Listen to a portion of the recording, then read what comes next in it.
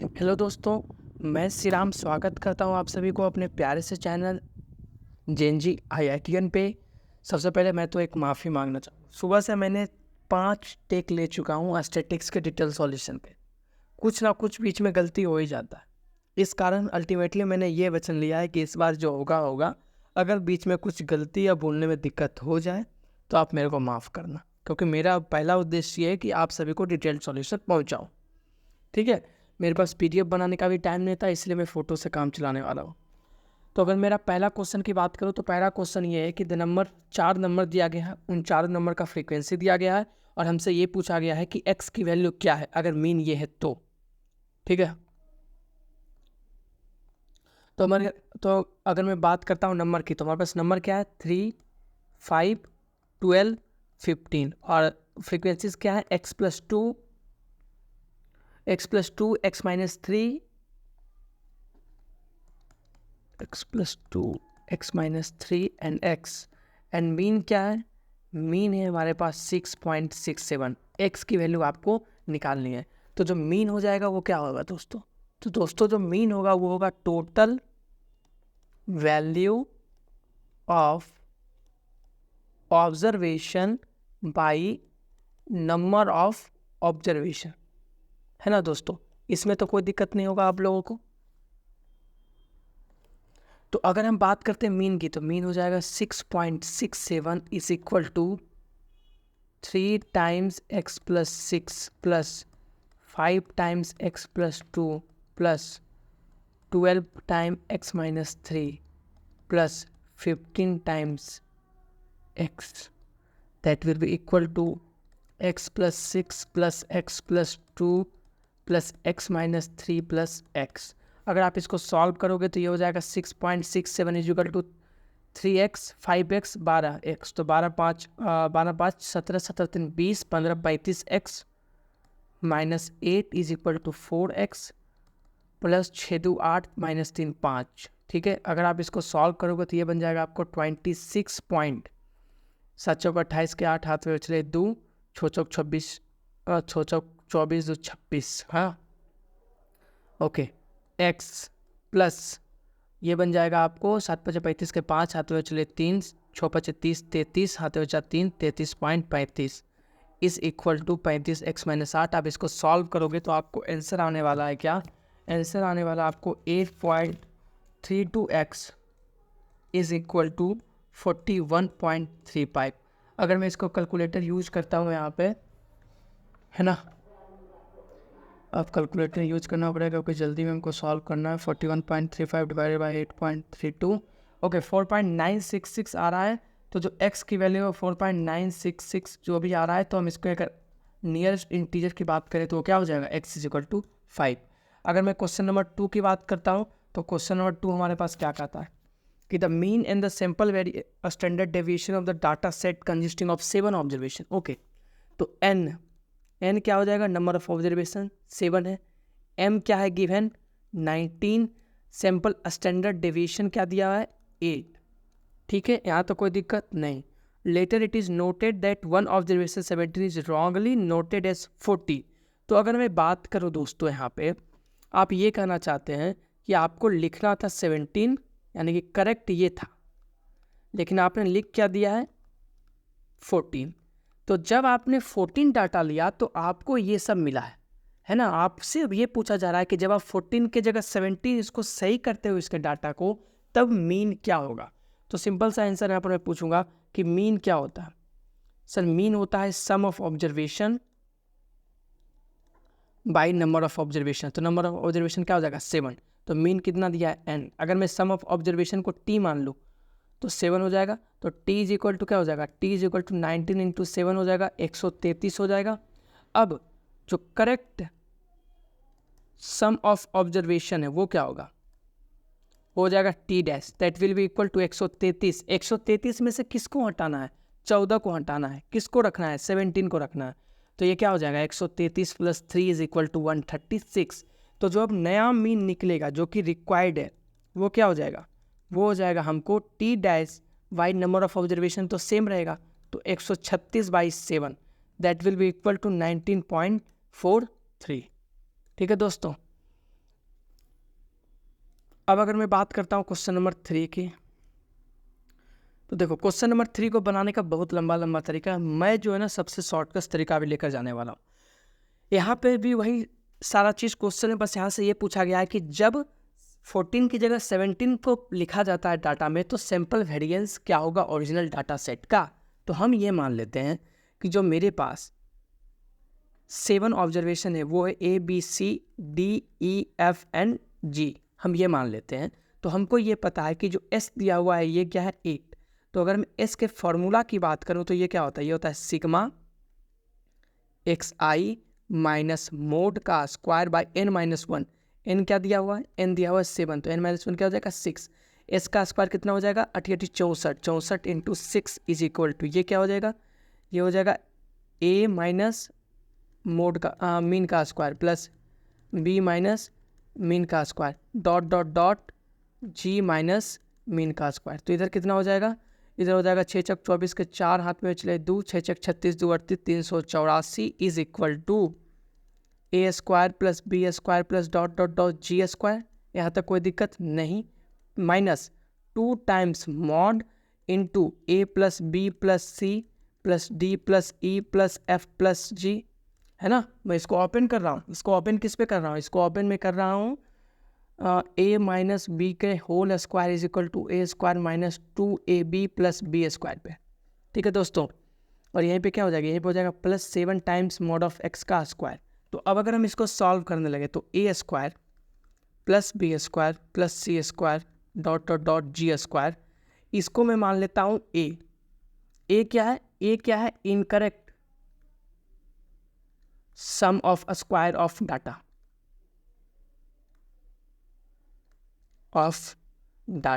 ठीक है। तो ये हो जाएगा 384 is equal to A minus mean कितना है दोस्तों, मीन की अगर मैं बात करता हूँ तो मीन आपको दिया गया है पहले वाला है 19 दिया गया है, तो 2 इंटू 19 इंटू सम इसका क्या हो जाएगा, सम इसका 133 हो जाएगा, है ना। हम लोगों ने लास्ट में 133 सम निकाल चुके हैं कि जो इनकरेक्ट डाटा है उसका सम ऑफ ऑब्जर्वेशन क्या हो जाएगा 133 प्लस 7 टाइम्स 19 का स्क्वायर, ठीक है। तो अगर मैं यहाँ पर सॉल्व करता हूँ तो 384 is equal to A minus 19 दूना 38 इंटू 133 प्लस 7 इंटू 19 का स्क्वायर, ठीक है। तो अगर हम कैलकुलेटर का यहाँ पर यूज कर लें 38 into 133 5054 plus 7 19 into 19 into 19 into 7 2527 और ये हो जाएगा 384। तो A का वैल्यू क्या हो जाएगा, A का वैल्यू हो जाएगा 5054 प्लस 384 माइनस 2527, ठीक है। तो ये हो जाएगा 5054 प्लस 384 माइनस 2527। तो 2911 हमको क्या आ चुका है 2911। ये कब का डाटा है, ये तब का डाटा है जब एक वैल्यू को हमने क्या रखा है 14 रखा है। अब अगर हम ये मान ले कि जो वैल्यू गलत है वो G है, तो G क्या था 14, तब ये डाटा क्या हुआ 2911, ठीक है। जब G को 17 किया जाएगा तब डाटा क्या होगा, तो डाटा हम मान लेते हैं कि उस टाइम जो सम हो जाए वो हो जाएगा B, तो that will be equal to A minus 14 का स्क्वायर प्लस 17 का स्क्वायर। तो ये हो जाएगा 2911 minus 196 plus 289, that will B 2911 plus 93, है ना, 4 इधर बचेगा 93। तो ये हो जाएगा आपको 3 1 4 9 1 10 का 0 हाथ में चाहे 1 3004। तो B हमारे पास क्या आ चुका है दोस्तों 3004। अब अगर आप बात करो कि सर अब कैसे निकलेगा, तो अब निकालने का दो तरीका है कि या तो आप यहाँ से फिर से बैक जाओ कि S का फॉर्मूला हम यहाँ पर पुट करेंगे नए मीन के अकॉर्डिंग नए सम के अकॉर्डिंग। दैट मीन्स अगर हम यहाँ पर पुट करते हैं S square is equal to क्या हो जाएगा B minus 2 of x dash नया वाला न्यू वाला साथ में T dash minus 7 of x of new का स्क्वायर बाई 6। तो जो यहाँ से वैल्यू निकलेगा वो सेम होगा, लेकिन हम यहाँ पर क्या करेंगे, हम यहाँ पर फॉर्मूला यूज़ कर लेंगे जो कि इन्होंने बताया हुआ है कि डायरेक्ट कि अगर आपको bn-1 t डैश सब चीज़ दिया हुआ है तो sample variance of the original data set क्या होने वाला है, वो इन्होंने सीधा दे रखा है, वो होगा b/n-1।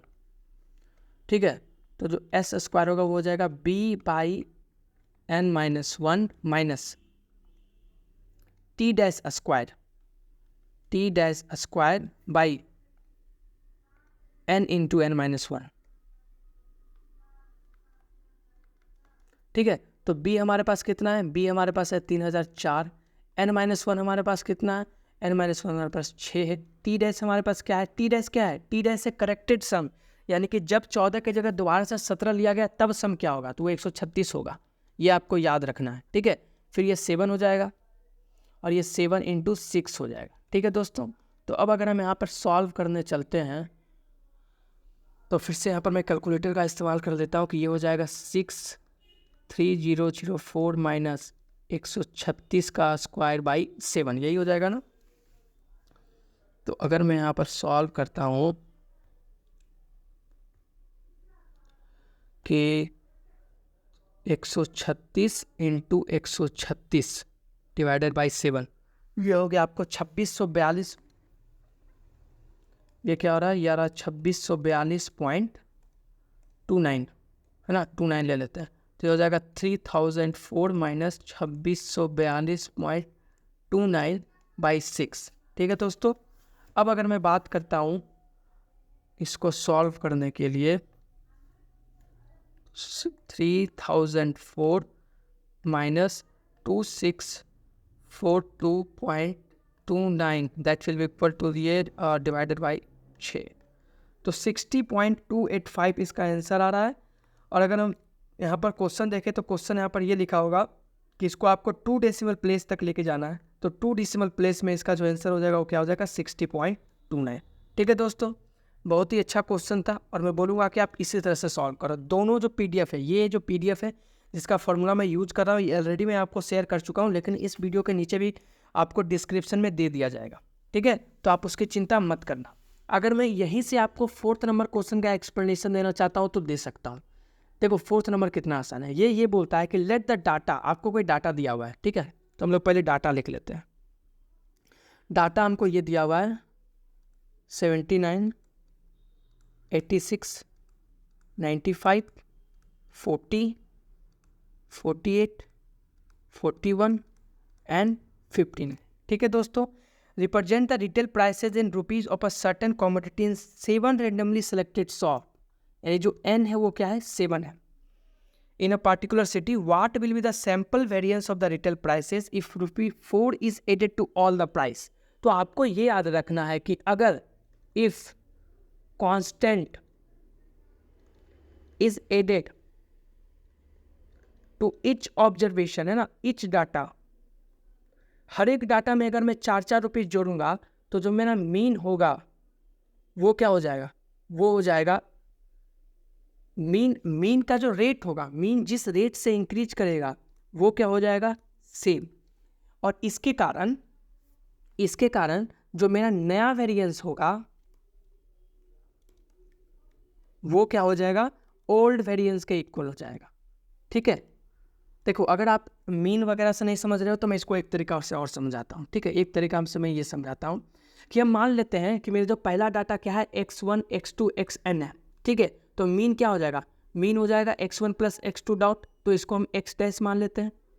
ठीक है, अगर x डैश है तो यहाँ पर मेरा s स्क्वायर का वैल्यू क्या हो जाएगा, यहाँ पर x स्क्वायर का वैल्यू हो जाएगा sigma xi minus x mode by n-1 का स्क्वायर, है ना, ये हो जाएगा।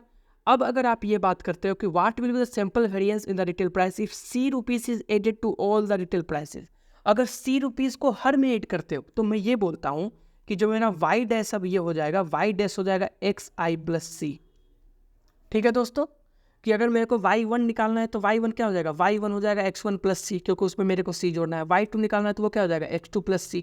तो अब अगर मैं बात करता हूँ कि न्यू सैम्पल वेरिएंस क्या होना चाहिए, हमको अभी नहीं पता है कि दोनों सेम है, अब हम न्यू सैम्पल वेरिएंस निकालने चले तो वो हो जाएगा y डैश माइनस y के मोड का स्क्वायर बाई n-1। ठीक है, y क्या हो जाएगा, y हो जाएगा xi प्लस c का स्क्वायर। एक्स आई प्लस सी माइनस एक्स मोड प्लस सी क्या हो जाएगा, वाई हो जाएगा। क्योंकि जब आप किसी को भी एक कांस्टेंट टर्म से ऐड करते हो हर एक डाटा को, मैंने अभी जस्ट बोला था, तो उसका मीन जो है वो भी सेम डाटा के साथ इंक्रीज करता है, ठीक है। तो ये n-1 स्क्वायर हो जाएगा। अगर मैं इस पे पूरे पे अगर स्क्वायर लगा देता हूँ तो आप जब इसको सॉल्व करोगे तो ये सी कट जाएगा, तो अल्टीमेटली बचने क्या वाला है, बचने वाला है आपको एक्स आई माइनस एक्स मोड का स्क्वायर बाई n-1। यानी कि जब आप एक डाटा में कांस्टेंट नंबर को ऐड करते हो तो सैंपल वेरिएंस सेम हो जाता है, क्योंकि सेम डाटा को ऐड करने पर मीन भी सेम डाटा के साथ इंक्रीज होता है, ठीक है। तो अगर मेरे को इसका वैल्यू निकालना है तो हमको क्या निकालना पड़ेगा, बस हमको एक वेरिएंस निकाल देना है इस डाटा का, वही सेम हो जाएगा अगर हम 4 रुपीज़ ऐड करते हैं हम सब में तो भी, ठीक है। तो अगर मैं बात करता हूँ मीन की, तो मीन हो जाएगा 79 plus 86 plus 95 plus 40 plus 48 plus 41 plus 59 by 3 4 5 6 7, ठीक है। निकाल लेते हैं 79 plus 86 plus 95 plus 40 plus 48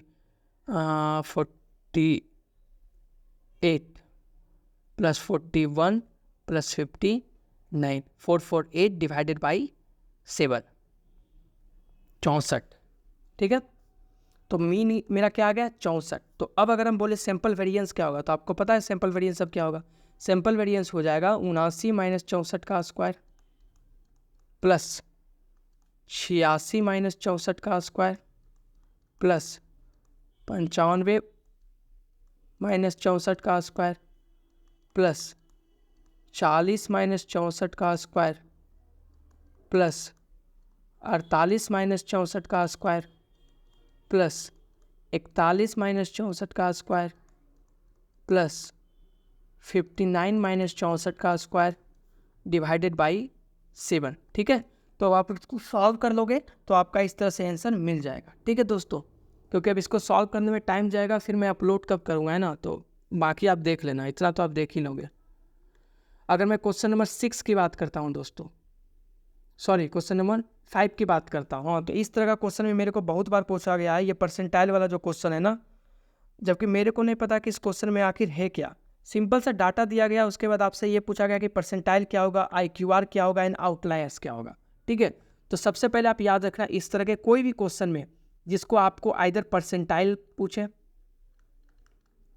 IQR पूछे या आउटलायर्स पूछे, ठीक है, तो सारे में जो प्रोसेस है वो सेम है। प्रोसेस क्या है कि सबसे पहले आपको क्या करना है, असेंडिंग ऑर्डर में सबमिट करना है।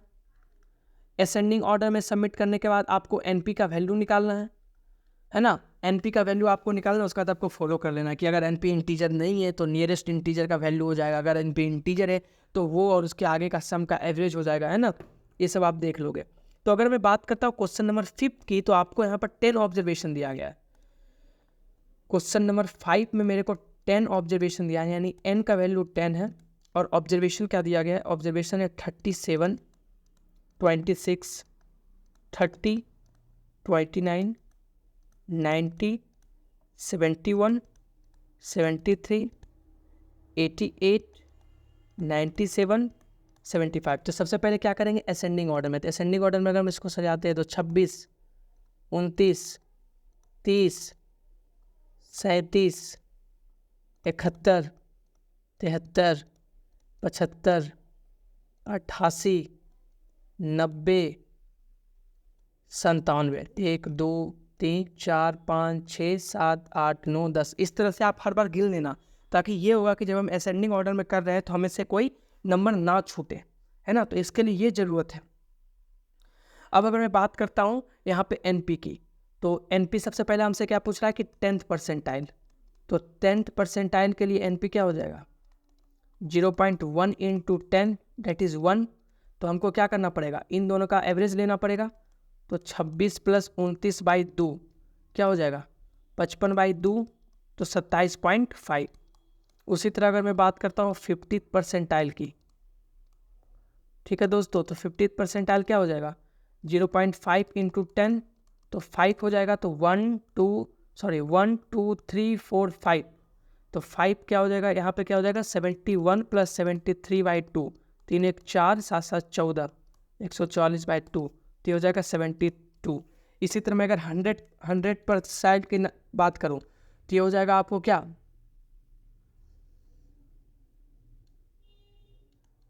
1 × 10, तो 10th नंबर, तो ये क्या हो जाएगा, ये हो जाएगा हमको 97।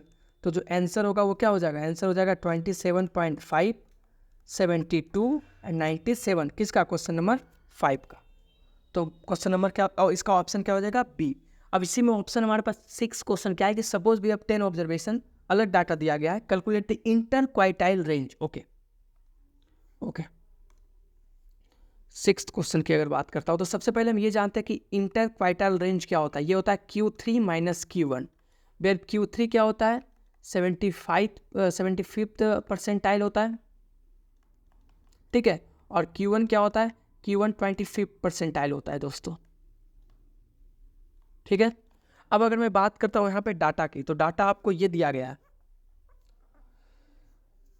डाटा आपको क्या दिया, डाटा दिया 39 45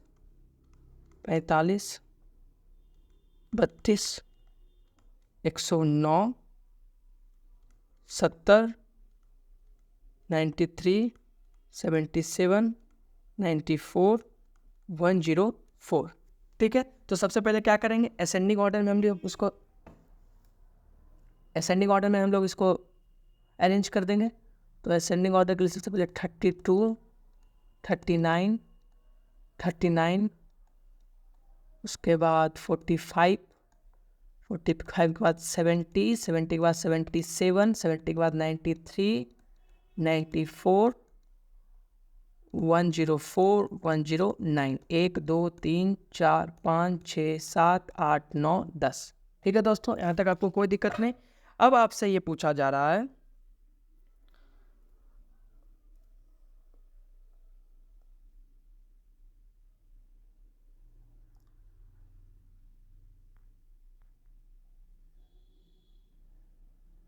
हाँ जी दोस्तों, अब आपसे क्या पूछा जा रहा है कि इंटर क्वार्टाइल रेंज IQR क्या होगा। तो हम सबसे पहले Q1 निकालेंगे। तो Q1 क्या हो जाएगा, Q1 हो जाएगा 25/100 इंटू नंबर ऑफ ऑब्जर्वेशन 10 है, तो 1/4 into 10 that will equal to 2.5, तो ये हो जाएगा 3। तो Q1 क्या हो जाएगा, Q1 हो जाएगा 39। इसी तरह अगर मैं बात करता हूँ Q3 की, तो हो जाएगा 75/100 इंटू 10, तो 5 से 2 बार में कटेगा, 5 से 15 बार में कटेगा, तो ये हो जाएगा 7.5। तो यहाँ पर 8 ऑब्जर्वेशन की बात करेंगे तो 1 2 3 4 5 6 7 8 that will be equal to 94। तो जो मेरा इंटर क्वार्टाइल रेंज होगा that will equal to Q3 minus Q1 is equal to 94 minus 39। तो 14 में से 9 जाएगा 5, यहाँ 8 बचेगा, 8 में से 3 जाएगा, 14 में से 9 जाएगा 5, 8 में से 3 जाएगा 55, ठीक है। तो इसका ऑप्शन नंबर ए हो जाएगा। अब अगर हम बात करता हूँ यहाँ पे इसका 7th क्वेश्चन भी इसी से रिलेटेड है, ठीक है। तो 7th क्वेश्चन क्या कहता है, 7th क्वेश्चन कहता है कि वही ऑब्जर्वेशन, सेम ऑब्जर्वेशन हमारे पास है, चलो ठीक है। तो सेम ऑब्जर्वेशन है तो पहले तो ऑब्जर्वेशन कॉपी कर लेता हूँ, ऐसा करता हूँ, है ना। 39 39 45 32 39 39 45 32 109, अरे ऐसा करता हूँ ना, अरेंजिंग ऑर्डर में कॉपी मार लेता हूँ, है ना, सीधा कॉपी करता हूँ अरेंजिंग ऑर्डर में कि 32 हो जाएगा, 39 39 हो जाएगा, उसके बाद 45 70 77 हो जाएगा, फिर 93 हो गया, 94 हो गया, फिर 104 हो जाएगा और 109, 1 2 3 4 5 6 7 8 9 10। अब क्वेश्चन क्या पूछ रहा है, क्वेश्चन पूछ रहा है आउटलायर्स की बात कर रहा है ना। तो आउटलायर्स का फॉर्मूला तो आपको पता ही होगा कि सबसे पहले हम लोग क्या निकालते हैं, IQR। तो यहाँ पर हम वैल्यूज़ की बात करूँगा जो जो हमको लिया हुआ है। Q1 क्या था 39, Q3 क्या था 94, IQR क्या था 55, ठीक है। तो अब अगर हम निकालने चलते हैं आउटलायर्स, तो आउटलायर्स क्या होगा, is less than Q1 minus 1.5 into IQR, या तो ये हो, या आउटलायर्स क्या होगा, या आउटलायर्स होगा is greater than Q3 plus 1.5 into IQR। तो Q1 क्या है, Q1 है 39 माइनस 1.5 इंटू 55, और ये क्या हो जाएगा, ये हो जाएगा आपको 94 प्लस 1.5 इंटू 55। आप इन दोनों को सॉल्व कर लोगे, उसके बाद आप देखोगे कि कौन सा ऑप्शन इस कंडीशन को वेरीफाई सेटिस्फाई करता है, ठीक है ना। जैसा कि मैं आपको एक ये दिखाई देता हूँ सॉल्व करके ना। तो 55 पॉइंट इंटू 1.5 कितना हो रहा है, 82.5। तो ये हो जाएगा 39.82.5 और ये हो जाएगा 94 प्लस 82.5। तो अब अगर हम सॉल्व करते हैं 39.82.5 that will be equal to minus 43.5 और यहाँ पर हो जाएगा 0.5, 4 2 6, 8 8 16 117 176। तो आप देखोगे कि एक ऐसा वैल्यू जो कि क्या है, जो कि लेस देन माइनस 43.5 है। तो क्या कोई ऐसा वैल्यू है, नहीं है। क्या कोई ऐसा वैल्यू है जो कि 176.5 से बड़ा हो, नहीं है। तो इसका जो आउटलायर्स होगा वो क्या होगा, आउटलायर्स की संख्या 0 होगा, ठीक है दोस्तों। अब अगर मैं बात करता हूँ क्वेश्चन नंबर 8 की, ठीक है, क्वेश्चन नंबर 8। क्वेश्चन नंबर 8 भी मतलब क्या ही बोलो, बहुत क्वेश्चन पूछा गया है। चलो क्वेश्चन नंबर 8 के बारे में मैं आपको बता देता हूँ सबसे पहले, कि सबसे पहले आप क्वेश्चन पढ़ो। क्वेश्चन है, in the deck there are cards number 1 to 15 such that the number of cards of a particular number in the deck is same as the number on the card. That means, समझते हैं, इसका मतलब ये है कि अगर उस card पे नंबर 1 आ रहा है तो उसका, अगर उस कार्ड का नंबर 1 आ रहा है तो उसका जो नंबर ऑफ फ्रीक्वेंसी है वो भी 1 है। अगर उस पे 2 आ रहा है तो उसका फ्रीक्वेंसी 2 है। इसी तरह n नंबर तक, यानी कि अगर 15th कार्ड है तो उसका फ्रीक्वेंसी 15 है। यानी कि आप देख रहे हो कि जो xi है वो इक्वल है किसके, फ्रीक्वेंसी के, यानी कि number of cards is equal to the frequency of the card. अगर हम इसको n मान, तो जब भी ऐसा सिचुएशन आए तो आपको याद रखना है कि मोड जो होता है वो क्या होता है, mode is equal to n होता है। और जो मेरा मीन होता है, जो मेरा मीन होता है that is equal to 2n plus 1 by 3। तो अगर हम मोड की बात करें तो मोड क्या हो जाएगा, 5। तो अगर मैं मीन की बात करता हूँ तो वो क्या हो जाएगा, 15 दूना 30, 1 31 बाई 3, तो ये हो जाएगा 10.33, है ना। तो अब ऑप्शन देख लो कि मीन मेरा क्या हो जाएगा, मीन मेरा, मोड मेरा 15 और मीन मेरा 10.33। तो ऑप्शन नंबर 1 ये और एक ऑप्शन नंबर ये सही हो जाएगा, ठीक है दोस्तों। हाँ जी दोस्तों, तो अब है हमारे पास क्वेश्चन नंबर 9। भाई साहब, इस क्वेश्चन ने जो कन्फ्यूज किया है बच्चों को। तो सबसे पहले तो मैं डाटा लिख लेता हूँ, ठीक है। डाटा हमारे पास स्टीम एंड लीफ को कंबाइन करके होगा, है ना। तो स्टीम हमारे पास क्या है, 4 5 6 7 8, और जो डाटा है लीफ 4 6 4 8 1 2 2 2 5 7 7 9 एंड 8 5, ठीक है। यहाँ तो कोई दिक्कत नहीं। आपसे क्या पूछा रहा है, what is the inter क्वाइटल range, IQR पूछा जा रहा है। तो IQR क्या होता है सर जी, IQR होता है Q3 माइनस Q1, है ना। तो अगर IQR Q3 माइनस Q1 होता है तो सबसे पहले हम क्या निकालेंगे, यहाँ पर नंबर ऑफ ऑब्जर्वेशन क्या है, n। तो n क्या हो जाएगा, 1 2 3 4 5 6 7 8 9 10 11 12 13, ठीक है ना। ये ऐसे है, 7 के साथ ये जाएगा ना, देख लेना फोटो में, मैंने गलत तो नहीं कर दिया। अब देखो पढ़ा कैसे जा रहा है, यहाँ पे जो पढ़ने में बच्चों को कन्फ्यूजन आ रहा है दोस्तों, वो सबसे बड़ा बात चीज़ है कि जो 6 4 है ना, उसको पढ़ा जा रहा है 64, यानी कि जो यहाँ पर 4 4 होगा तो ये 44 होगा, 4 6 दैट विल बी 46। यानी कि जो ऑब्जर्वेशन होगा, ऑब्जर्वेशन क्या क्या होगा पता है आपको, जो रेटिंग का ऑब्जर्वेशन, अगर मैं लिखना स्टार्ट करूँ तो वो क्या होगा, वो होगा 44 46 54 58 61 62 62, इस तरह से टोटल 13 ऑब्जर्वेशन लिखे जाएंगे, ठीक है। यहाँ तक कोई दिक्कत नहीं, कोई दिक्कत नहीं सर। अब अगर मैं बात करता Q1 की, तो Q1 क्या हो जाएगा, Q1 हो जाएगा 1/4 इंटू 13, तो 13/4, तो 4 दिया है 12, 3 पॉइंट कुछ हो जाएगा। तो 3 पॉइंट कुछ में मेरा जो ऑब्जर्वेशन होगा कौन सा लिया जाएगा, 58 लिया जाएगा। तो Q1 हो जाएगा 58। अगर मैं Q3 की बात करूँ तो ये क्या हो जाएगा, ये भी हो जाएगा आपको 75/100 इंटू 13, तो आप ये ले लो ना 0.75 इंटू 13 ले लेते हैं, है कि नहीं दोस्तों। तो अब अगर मैं बात करता हूँ कि 13 इंटू 75 कितना हो जाएगा, 5 या 15 के 5 हाथ में 4, 5 कम 5, 7 या 21, 21 5 26 के 26 1 27 7 हाथ में 7 कम 9.7, ओके, तो 9.75 यानी कि 10th ऑब्जर्वेशन। तो 10th ऑब्जर्वेशन हो जाएगा 2 4 4 3 7 8 9 10, तो ये ऑब्जर्वेशन है यानी कि 87, ठीक है। तो अब 87 माइनस 58 करेंगे तो ये क्या हो जाएगा, ये हो जाएगा आपको 17 में से 8 जाएगा तो क्या हो जाएगा, 9 हो जाएगा ना,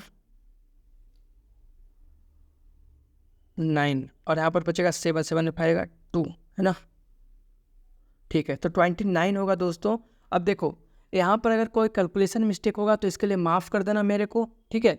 और मैंने फ़ोटो में ना यहाँ पर 10th क्वेश्चन को यहाँ पर इंक्लूड नहीं किया है, तो इसका जो भी होगा क्वेश्चन मैं डिटेल PDF में डाल दूंगा। 10th का सॉल्यूशन क्वेश्चन नंबर 9 यही है। प्रोसीजर आपको समझ में आ गया कि यहाँ से सेम को डाटा का कलेक्ट करना है, डाटा को कलेक्ट करने के बाद IQ Q3 माइनस Q1 होगा, Q1 निकालना है, Q3 निकालना है, डाटा को कैसे पढ़ना है, ये 4 है तो 4 फर्स्ट ऑब्जर्वेशन हुआ, 46 सेकेंड ऑब्जर्वेशन है, 54 थर्ड ऑब्जर्वेशन है, 58 फोर्थ ऑब्जर्वेशन है। इस तरह से हम टोटल 13 ऑब्जर्वेशन इसमें दिया गया है, उसके आधार पर हम Q1 और Q3 निकालेंगे और Q3 minus Q1 will be IQR। इसी के साथ दोस्तों ये वीडियो समाप्त हुआ। मैं आपको धन्यवाद देना चाहता हूँ। आप एकदम अच्छे से पढ़ो और अच्छे से स्टैटिक्स में पूरा फुल लाओ। धन्यवाद दोस्तों।